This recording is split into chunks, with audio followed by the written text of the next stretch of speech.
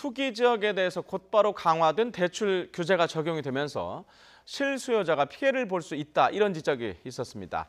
금융당국이 이사 등을 이유로 해서 일시적인 1가구 2주택 세대 등에 대해서는 강화된 대출 규정을 적용하지 않기로 했습니다.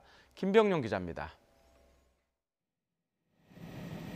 지난 2일 정부는 강남 4구를 포함해 용산과 마포 등 서울 지역 11개 구를 투기 지역으로 묶은 데 이어 서울 시내 25개 구 전체를 투기 과열지구로 지정했습니다. 이곳에 집을 사려고 은행에서 대출을 받으려면 주택 유형이나 금액에 상관없이 LTV, DTI가 40%가 적용되는 겁니다. 투기 수요를 억제해 집값을 끌어내리겠다는 건데 대출이 줄어 무주택 세대와 같은 실수요자들이 피해를 볼 수 있다는 지적이 끊이지 않았습니다.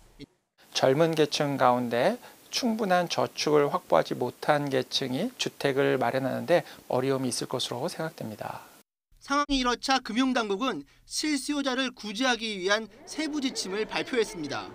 우선 투기 지역과 투기 과열지구 지정 전에 대출 금액 신청 접수를 끝마쳤거나 대출 만기 연장 통보를 받았으면 강화된 대출 규제가 적용되지 않습니다.